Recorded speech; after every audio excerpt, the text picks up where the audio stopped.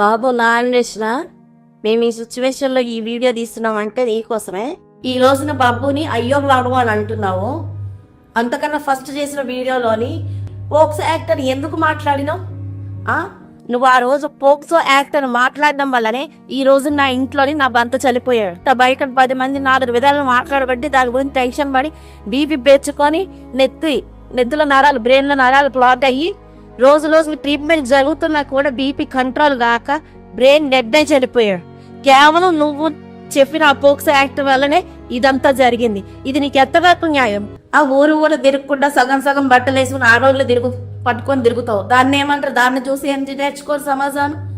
Operation చేయించావు, treatment 7 days treatment జరిగినా కూడా అరగంటకి ఆయనకి బీపీ అవుతూ బ్రెయిన్ క్లాట్ అవడం, బ్రెయిన్ డెడ్ అవడం వల్ల చనిపోయాడుగా.